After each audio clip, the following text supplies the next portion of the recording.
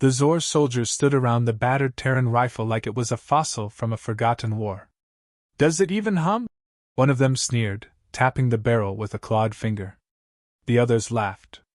Plasma rifles gleamed on their backs, sleek and silent.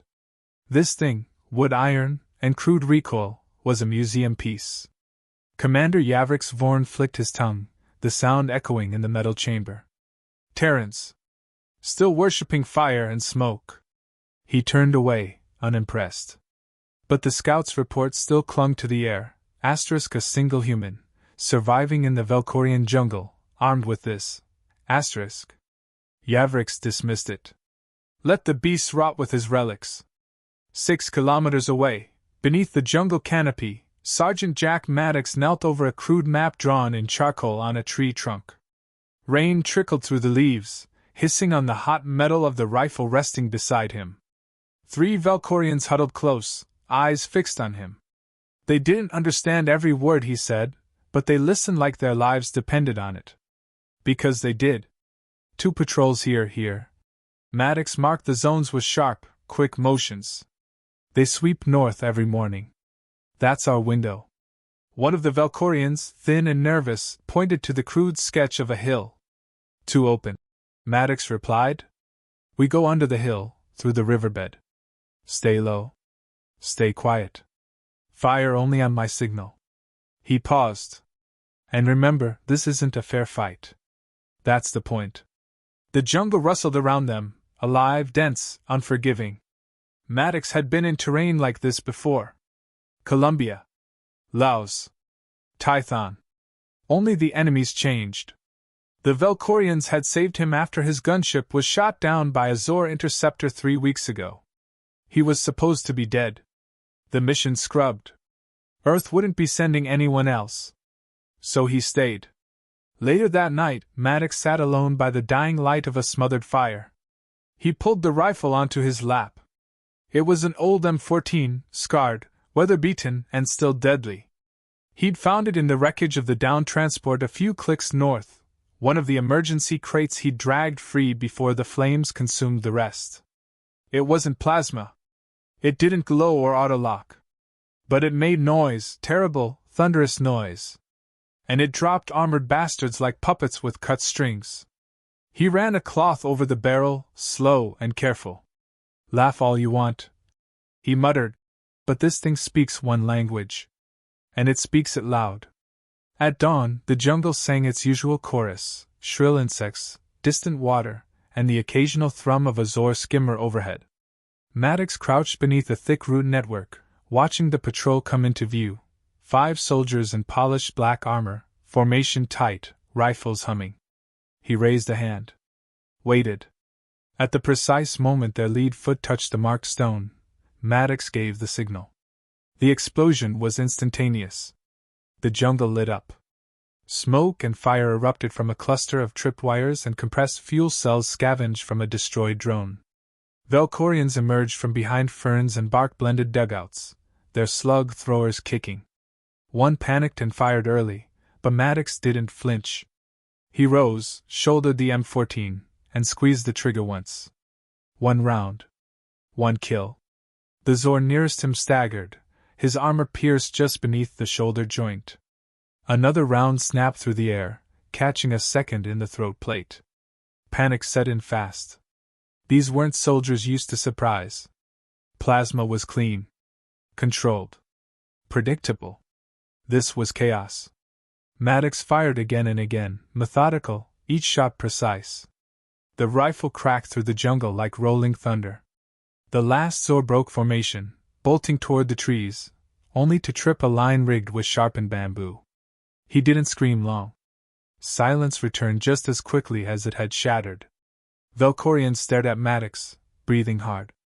Blood soaked the leaves. Steam rose from bodies. One of them, young and wide-eyed, walked to Maddox and touched the M14 with reverence. "What is that?" he asked in broken English.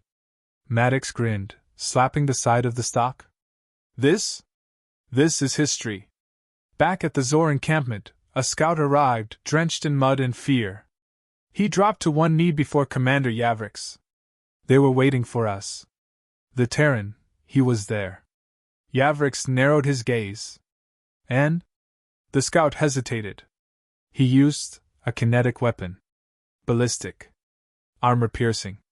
He killed 4 with it. The room rippled with laughter. Primitive, barked one officer. Did he wave a sword too? Yavrix silenced them with a raised hand. His voice dropped into a low, cold register. Primitive doesn't mean powerless. He turned toward a digital map of the jungle. One red dot blinked, unconfirmed Terran presence. Find him. Burn the jungle if you must. I want his head on a pike, and his toy melted. Deep in the jungle, Maddox and the Velkorians returned to their camp. No one celebrated. They ate in silence, cleaned weapons, buried the dead. One Velkorian elder approached Maddox, carrying a jagged shard of Zor armor with a fresh bullet hole through it. "This is hope," she said softly. Maddox didn't respond. He just nodded, holstered the M14, and looked to the eastern horizon. Tomorrow, the fight would continue. They still thought he was just a man with an old rifle. They hadn't seen what else he was building. The jungle wasn't just terrain anymore. It was weapon, ally, shield, and grave. Maddox didn't just fight in it, he became part of it. A week had passed since the first ambush. In that time, the Velkorian resistance had transformed. What was once a scattered, desperate group of farmers with no real training had turned into a quiet storm under Maddox's lead. He stood beneath the shade of a twisted banyan tree, pointing at a line sketched in the dirt with a bayonet. "When they come through this ravine," Maddox said, his tone clipped and certain, "you don't move until I fire. You break that, we die." A dozen Velkorians nodded. They were leaner now, eyes sharper. They still wore no armor, but their movements were tighter, more controlled. Discipline had taken root. He passed around 2 claymore mines, improvised from salvaged drone casings and packed with metal fragments. "You don't aim these. You point them. Let the jungle do the rest." Rick, the youngest in the unit, hesitated as he took one. "These kill?" Maddox looked him square in the eye. "Only if you set them right. Otherwise, they kill us." That was enough. They struck again 2 nights later.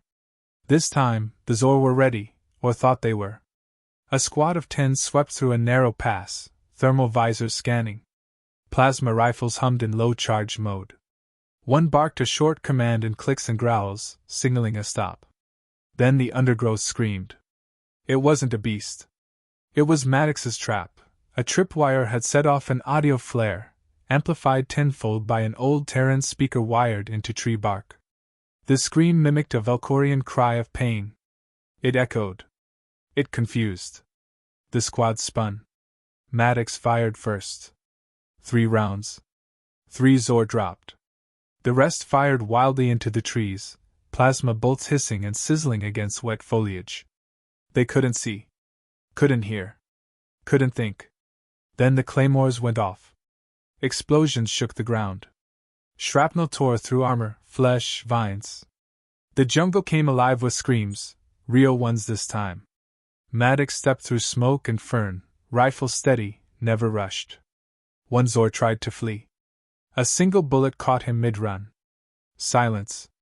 The Velkorians emerged, some shaking, others still frozen in place. Maddox didn't cheer. He walked over, checked the bodies, picked up a plasma rifle, and tossed it aside. "Too shiny," he muttered. "Too quiet." News spread fast.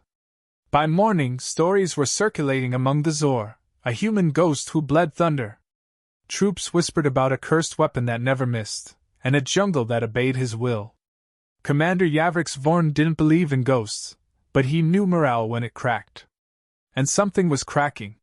He stood in front of his officers, talons curled behind his back. He is not a specter. He is not a god. He is one Terran, and he is bleeding our elite. Vorn growled. "I want his tactics analyzed, mapped, and broken." An aide stepped forward. "Commander, the Terran is using kinetic projectiles. Repeating fire. We believe it's ballistic." The room stirred. Confusion. Disbelief. A few snickers. Vaughn wasn't amused. Mock him later. First, kill him. Prepare the next sweep. Triple recon patrols. Strip the forest if you have to. His voice dropped. But bring me his weapon intact. I want to know what makes this Terran roar. Maddox crouched inside a hollowed-out tree trunk, adjusting the sight on an old M60 machine gun. It had taken 3 days to restore, patching parts with fragments from crashed debris. Ammo was low, but it still sang its song. Nearby, Velkorians practiced what he'd drilled into them, rolling silently between roots, short bursts of fire, covering angles. They weren't soldiers by Earth standards, but they no longer panicked. That mattered more.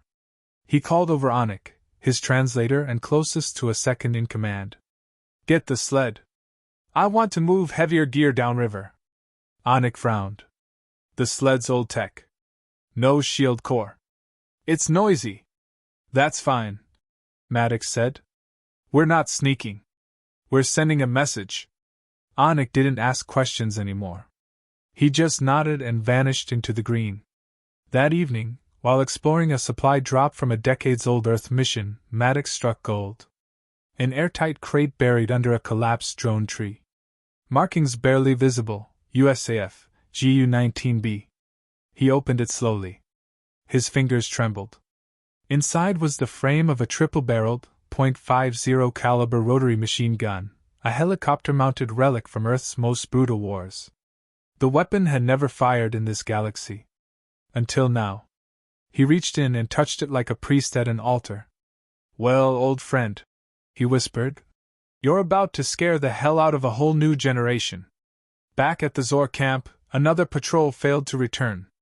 Wounded survivors talked of how the jungle came alive with bullets, smoke, and fire. Of glowing eyes in the night. Of thunder with teeth. Some wanted to retreat.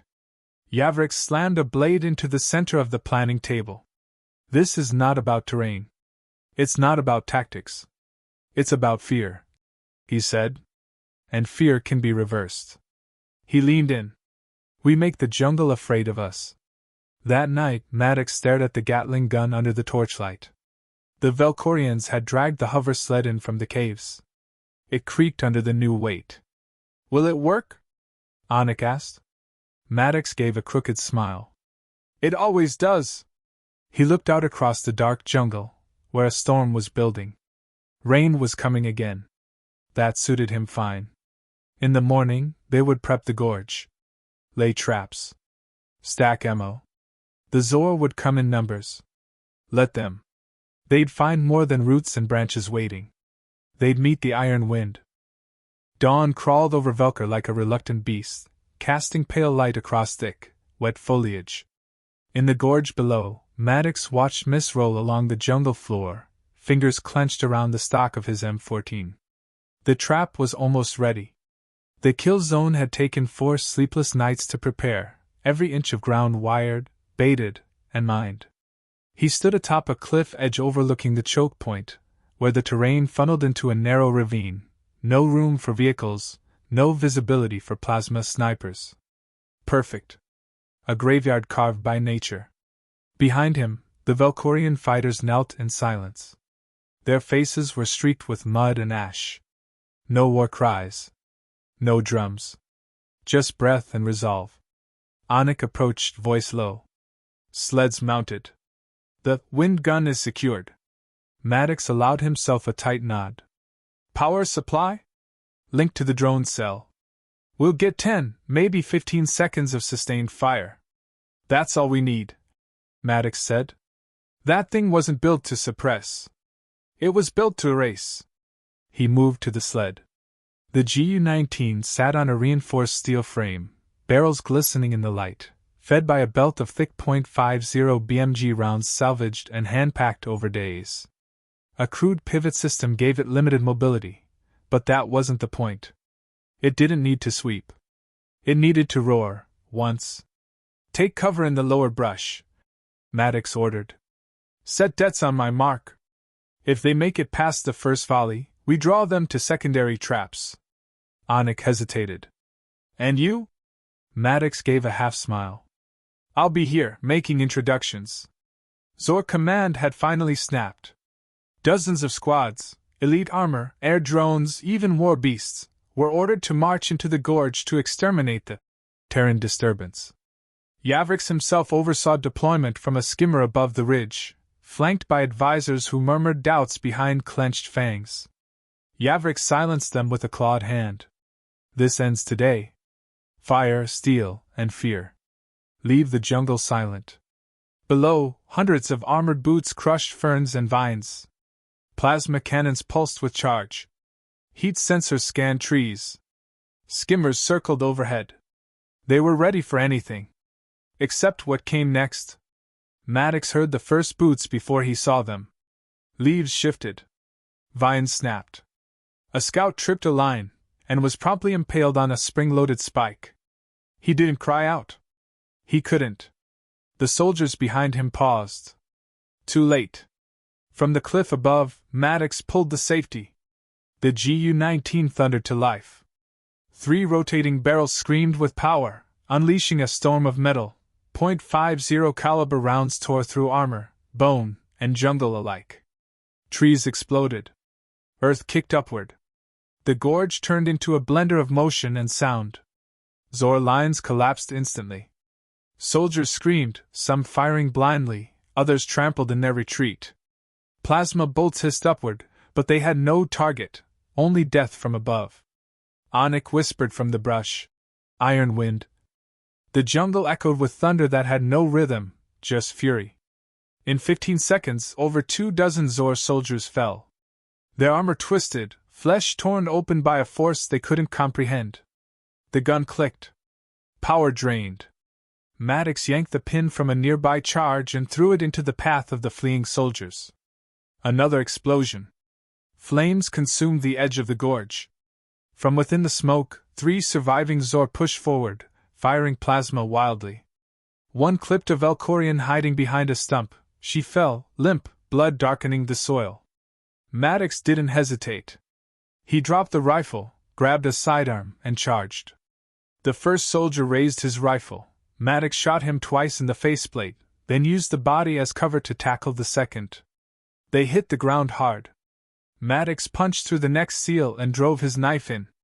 The soldier's spasm then stilled. The third tried to retreat. Anik caught him with a spear, burying it clean through his chest. The soldier collapsed, twitching. The fighting slowed. Survivors staggered back into the mist. Others lay where they fell. Maddox scanned the wreckage, panting. Silence. A broken, scorched silence. He stood, wiped blood from his eyes, and looked to the ridge. The skimmer still hovered. Yavrix was watching. Inside the craft, Yavrix stared, stunned. His best troops. Crushed. His elite fire team. Gone. All by one human, and a piece of ancient machinery. He slammed a claw against the console. End it. Bomb the entire gorge. Level the jungle. The pilot stammered. Too close to rebel villages. Union satellites will. Then let them watch. Yavrix roared. Let them see what happens when primitives defy the Dominion. But the satellite feed was already active. Observers from the Galactic Union had received the broadcast. Some watched in silence. Others leaned forward, noting one detail that repeated across every report: kinetic weapons. Psychological shock. Tactical dominance. A single Terran. Turning a jungle into a graveyard. Back on the ground, Maddox limped toward the smoldering sled. The gun's barrels still glowed. The heat distorted the air. Valkorians gathered around, silent. Some wept. Others simply stared at what they'd just seen. Anik stepped beside him, eyes wide. You said it was a message. Maddox nodded. What does it say? He looked down at the ruined Zor helmet at his feet. Lifted it. Tossed it into the fire. It says, we're not done. That night, the Valkorian camp held no celebration.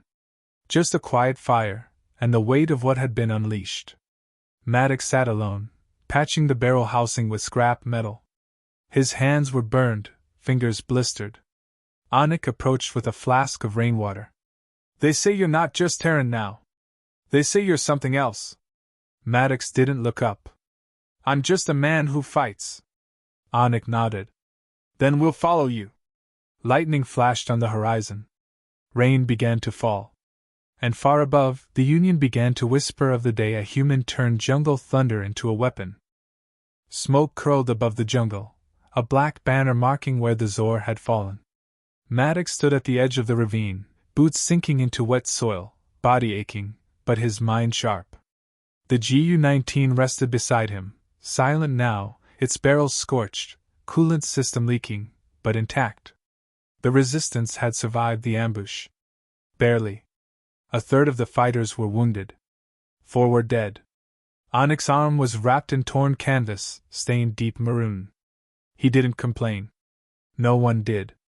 They had seen something the Zor couldn't understand. Victory. Maddox looked toward the treeling. He knew they'd return. Cowards didn't quit. They regrouped, recalculated, then came back meaner. And this time, Yavrix wouldn't send foot soldiers. He'd come himself. Anik, Maddox called, voice low. The Velkorian limped closer. We're sealing the northern path. Rerouting them through the east. Fewer mines, more cover. Good, Maddox said. That's where we hold. He tapped the GU. One last run. Anik glanced at the weapon, then at Maddox. It won't survive another full burst. Neither will you. Maddox gave a tight smile. Doesn't have to. Hours later, Zor transports split the jungle canopy like metal fists. Skimmers descended in pairs, spraying plasma to clear landing zones.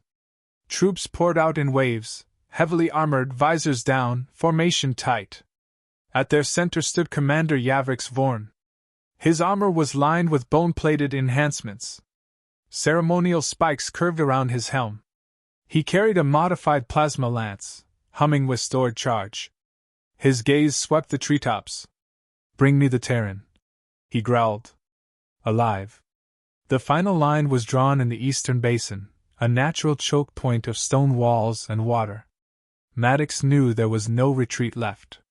They'd exhausted traps, ammo, and backup. No cavalry was coming.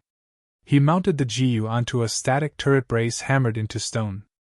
Anik and 2 others loaded the last belt, 60 rounds. Enough to stop a charge. Not enough to stop a war. He turned to the Velkorians gathered behind him. No speeches, Maddox said. No legends. You know what we're facing. Silence. Then a voice from the back. We know who stands with us. That was enough. The first plasma bolt struck a rock to Maddox's left, splintering it like glass. Then the jungle opened.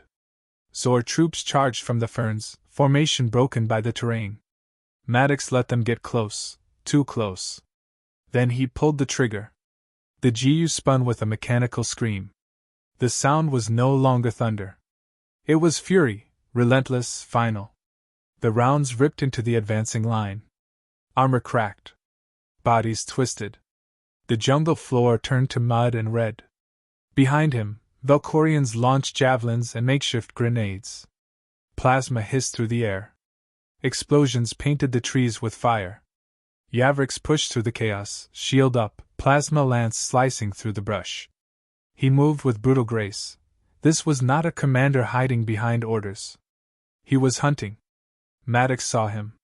He stopped firing. Let the barrels cool. Then stepped down. He drew his sidearm, checked the mag, and walked toward him. They met in the center of the basin, corpses around them, flames flickering in the haze. Yavrix removed his helm, eyes burning gold. You, he said. Maddox didn't respond. He raised the pistol. Yavrix knocked it aside with the lance. Maddox ducked, grabbed a broken branch, and rammed it into the Zor's side. It cracked against the armor, splintered, but distracted him long enough to dive. They grappled in the mud, flesh, bone, steel. Yavrix landed a heavy blow to Maddox's ribs. He heard something crack. Pain flared hot behind his eyes. Maddox rolled, pulled a flare tube from his belt, and jammed it into Yavrix's helm. He fired. The flare ignited inside the helmet, blinding heat and light.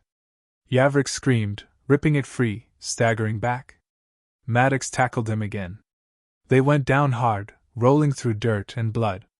This time, Maddox got the knife and drove it deep into the soft tissue beneath Yavrik's jaw. The Zor choked, snarled, then went limp. Maddox rose, panting, soaked in blood not entirely his own. He didn't finish Yavrik's. Instead, he leaned in close. "Tell them," he whispered. "Tell the Union. Tell your empire. That humans don't run." He stood. Walked back to the gun. Hours later, the battle was over. The Zor survivors fled. Yavrik's body was recovered by a drone, alive barely. The jungle went quiet again. Velkorian elders gathered at the basin. Smoke rose from incense bowls. A fire was lit. They carried the Gu-19 on their shoulders. It didn't work anymore. It didn't need to. Its purpose had been fulfilled. Maddox stood beside it as they mounted it on a stone pedestal. Beneath it, they placed a plaque, written in 2 languages. Here, thunder became flesh. And fear learned its name. Weeks later, across the stars, word spread. A Terran had halted a Zor advance with a dead gun and living defiance. Union observers published footage, analysis, and quiet warnings. One report ended with a simple line. "When the Terran fights in silence, be cautious. But when he brings the noise, run." Maddox stood alone on the edge of the jungle, hand on the rifle slung across his back. Anik approached. "You're leaving?" he asked. Maddox nodded. "There are other jungles. Other tyrants. Can't stay in one place too long." Anik looked at the rifle, then at the burned tree line. "They'll remember you. They'll remember the sound," Maddox said. He turned and disappeared into the green.